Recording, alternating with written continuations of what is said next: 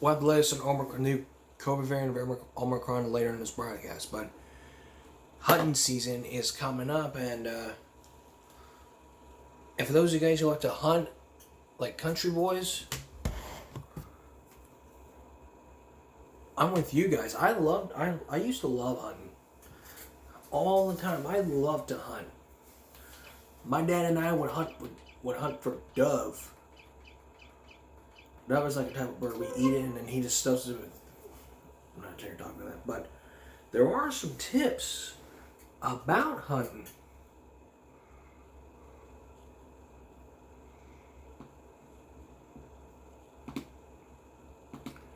Like what you need to know about handling your firearm. So what we're going to do here is we're going to talk to you guys about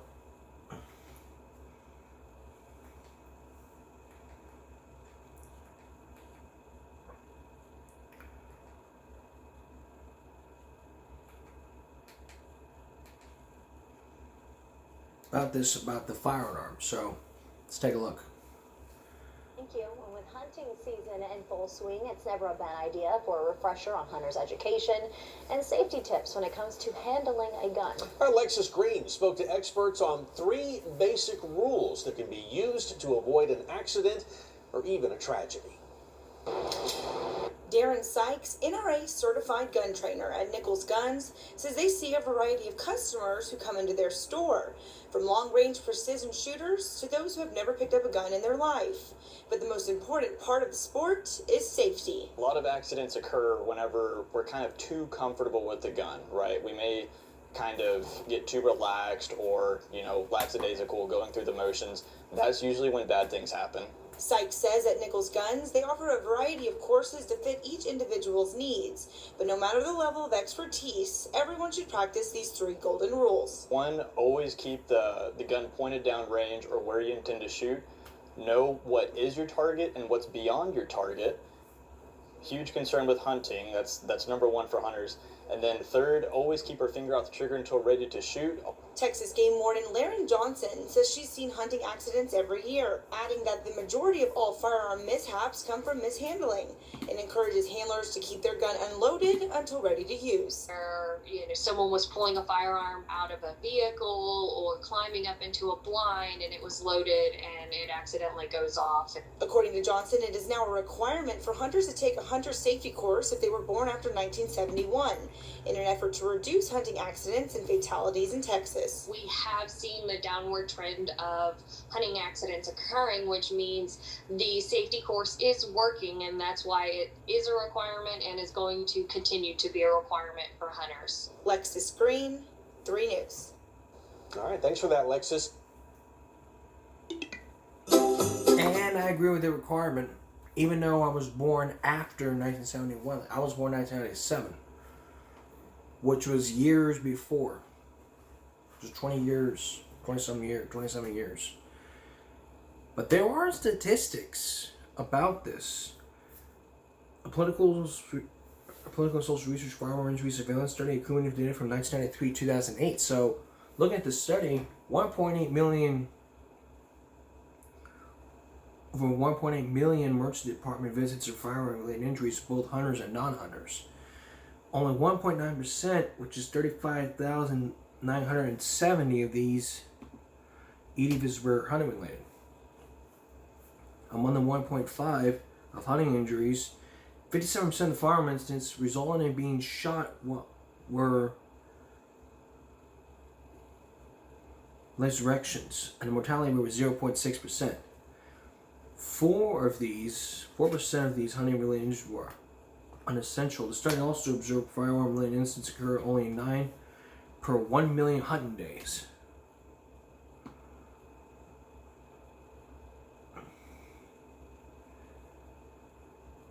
But there are lots of studies by stand type. 31% on lock gun, 20% homemade, 20% by ladder, 4% by other, and 25% by chamber.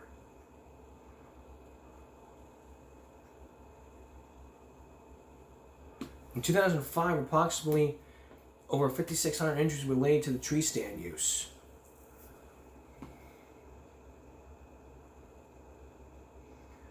The United States is not the only country to experience hunting incidents. In fact, there's a worldwide matter of interest. Like Australia, in 10 years, from 2000 to 2010, Australia investigated 25 firearm-related incidents. Some of them were actually killed during active hunting, while others were killed from a discharged weapon while traveling to hunting. Canada, 5% occur when shooters carry a firearm. Reports 37% accidental deaths occur from some type of hunting incident. 55% of cases. I'm not going to go through all the countries, how they compare. It's like 33.7, like all hunting.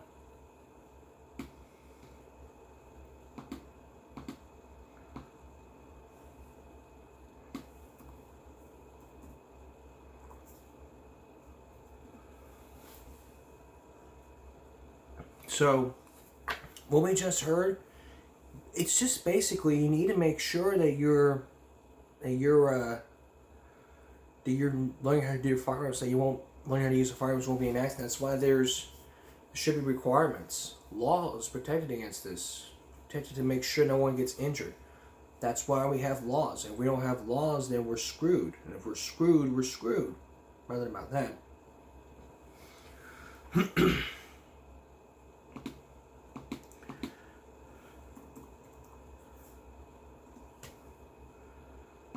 So let's take a break here. Next, we're going to discuss hunting safety tips for you and your child on your first time hunting. Then we'll have more topics when we continue. With hunting season now arriving, what can you do to protect yourself to be safe? Well, here are some tips. Watch for heart attack warning signs. Know that falls tend to be the most common case of injuries. Always check equipment and stands and use safety belts to prevent falls.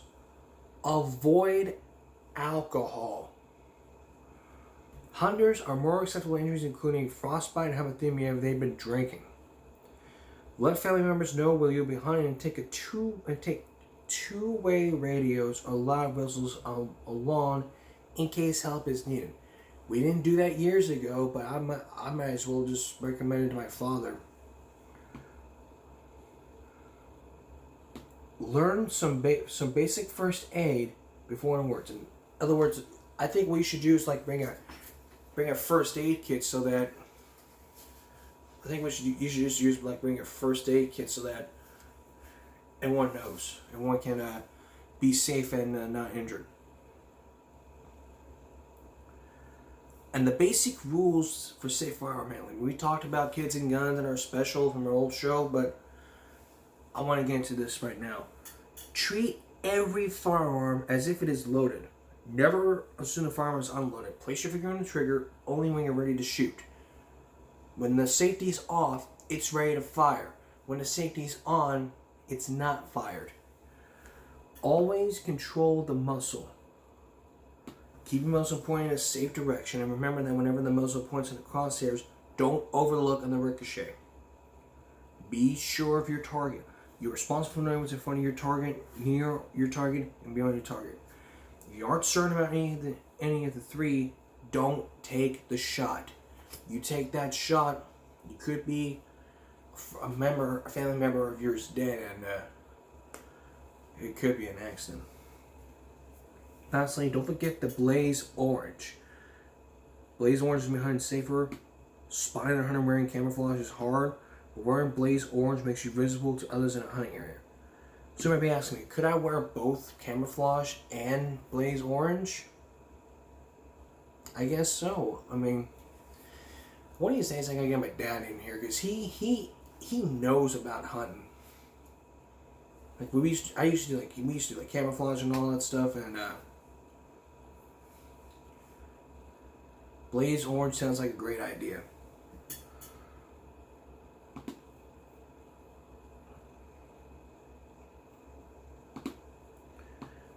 Now that we got that out of the way, there is some other great news to report.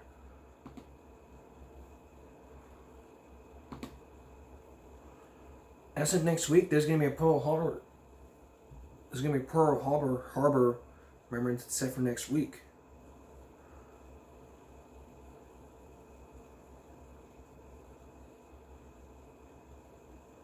So that's good news. We're gonna have a special about Pearl Harbor and how can you remember it by wearing white and blue. White and blue.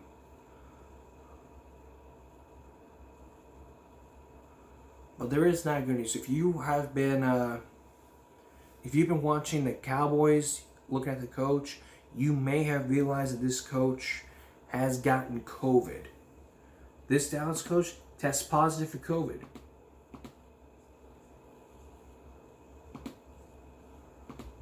Mike McCarthy tests positive for COVID and will miss a Thursday night game versus the Saints. So I pray for him that he gets better, he gets that vaccine.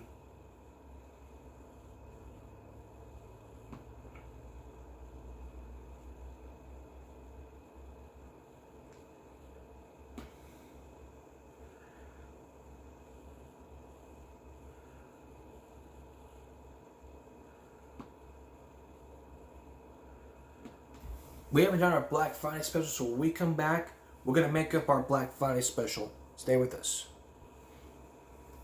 Look, when you guys were out Black Friday shopping, you may have realized about those scams, and the BB and the Better Business Bureau warned you about them. So we're going to make up our... I haven't done this on Friday because of this. Because of a bootloader. But we're going to make it up to you. I am going to make it up to you, so this is just a makeup. You have to, if you've been avoiding these scams with Black Friday, great job. But if you come across these, the Better Business Bureau has some tips on how to shop Black Friday sales and not be scammed. You could be running into one of these scams, and it could be a waste of your money.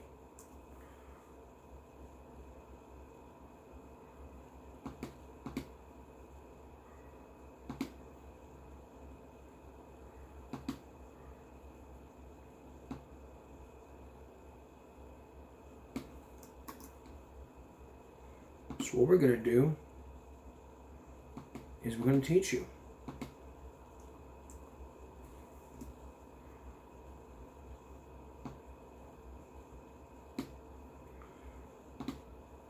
And this was posted from the BB, for the Better Business Bureau, BBB, Triple B. You need to stay safe and follow the CDC guidelines while in the store. Make the most of Black Friday deals. And also read the fine print. It could seem like 75% off. Carefully check the price tags and terms and conditions. Research online using a secure Wi-Fi connection. See if competitors have the item better price. So if you're going to do this, if you have the prior knowledge of Black Friday shopping, you need to have better knowledge or do the research beforehand next Black Friday. Plan out the exertion because there are these long lines here. And during Black Friday, you may see all these fights that are going around like, I want the PS3, give me the PS4. It could result in violence. If you see that, just walk away. If you see someone right in line, wait there. And if you're hungry on the way, don't ask them to save your spot. The back of the line is back of the line. If it's too late, we'll wait till next year. Sign up for email alerts. Like I use Walmart a lot. I have a Walmart account and I get deals, but I didn't do Black Friday shopping because I didn't have a phone. Do your research. And this is the big one. You need to do your research beforehand.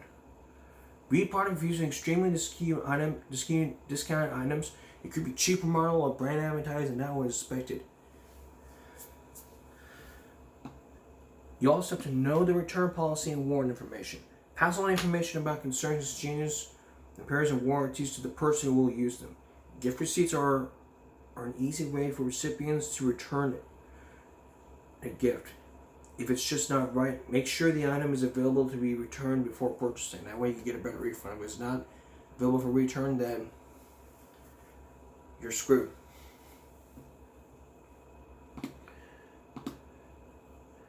Now on to this new variant called Omicron. What is Omicron, you might ask? That is a really good question.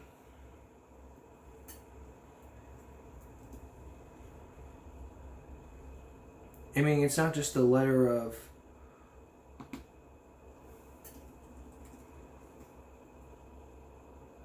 just as the 15th star. And there are global concerns. I mean, it started back in November. It started back days ago.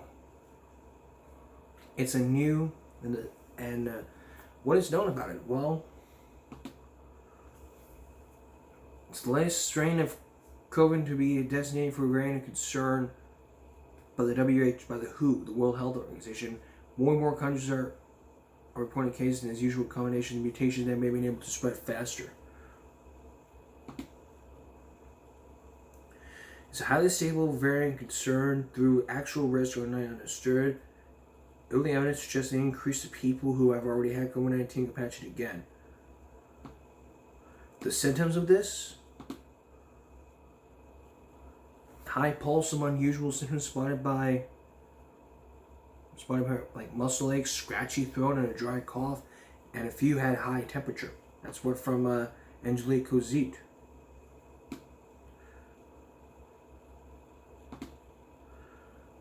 New COVID variants called B.1.1529. Very mutations are worrying because they help evade the body's immune response to whatever and make more transitions. But speaking of COVID, how is everything doing since these last few days since well, let's check it out. In Texas, 4.33 million with 6,100. Over 6,100. 74,545 deaths plus 76, which is good.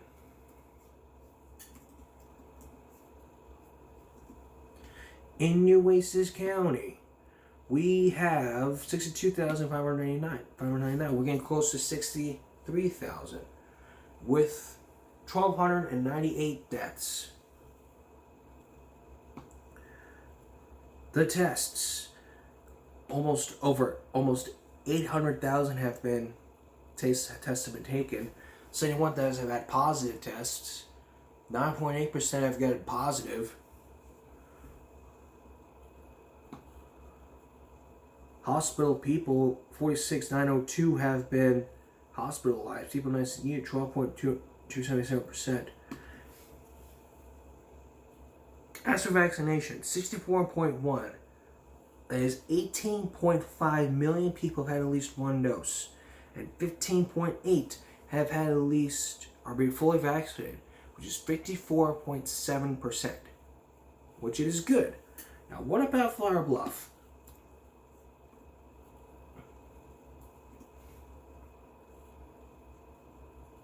According to the spreadsheets, I mean, let me tell you, these spreadsheets are often reported every day. Since the start of November, let's go down to Thanksgiving. There's been no cases. Let's go down to the 29th. We're at 0 for the 29th, which is good. High school student has had one case.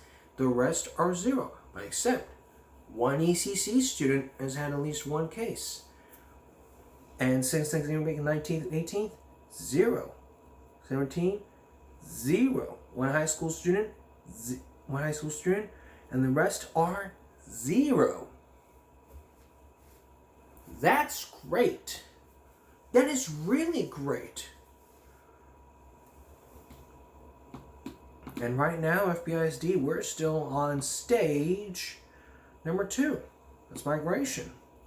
1 more confirmed, active cases in 1 facility, which means a lot. I mean, I'm concerned about this as you are. So, it's like I've been telling you guys for like a year and a half. Just give me 1 minute. Thank you for waiting. It's like I'm telling you guys, you've got to make sure that you are vaccinated all day. If it takes you, it only takes you minutes. Make sure you're vaccinated. If you haven't got vaccinated, I recommend you do so. I highly encourage and recommend all you guys out there get that vaccination. Get that 1 dose. And make sure you keep your vaccination card. If you lose it, you need to talk to someone. Talk to someone who got the vaccination card. vaccination card from. Tell him you lost your vaccination card, and he'll help you out. But if you haven't gotten vaccinated, these tips also could help. Masks. Very, very important. Airplanes mandate them. The city buses mandate them. In some instances, workplaces may mandate them for all employees, like myself, part-time employee. Just make sure you know what you're doing here. We need to make sure we're all safe. And the mask shouldn't be up here, not down here, nor on the chin. We need to make sure that we're all wearing masks. Also, make sure you're socially distanced. 6 feet away from each other. That way you won't get caught with COVID.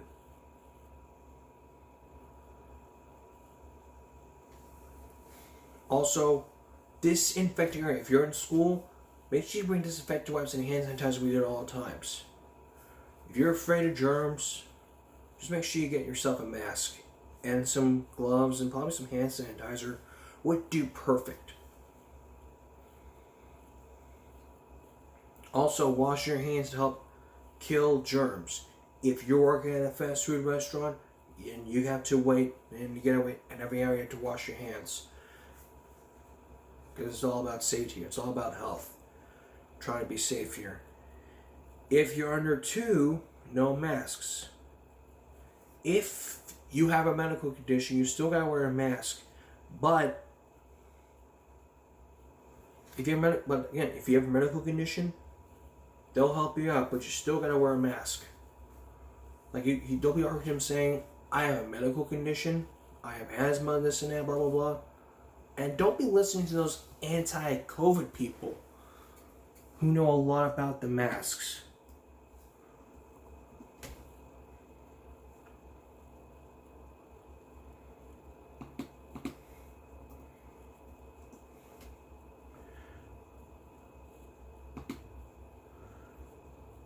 Don't be listening to those anti-mask people.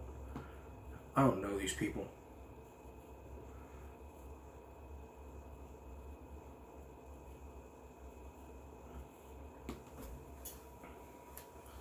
So, try to understand, this is very serious here.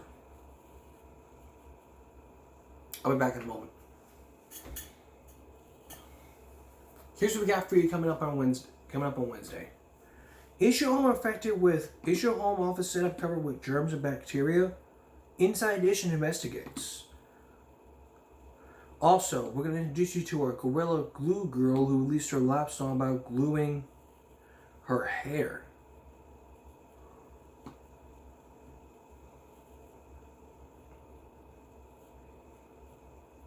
Plus, we're going to tell you about the 3 things you know about health insurance. Also on Friday, I'm going to report to you live from the regional championship outside Hornet Stadium. It's the first time ever for a regional home game championship. So look for that this week. And that's it. That's all for this edition of Company Break Tuesday going into Wednesday. We'll see you again tomorrow for Company Break Wednesday. It's great to be back, everyone. Have a good night, everyone. Hope you like my new camera. Have a good night.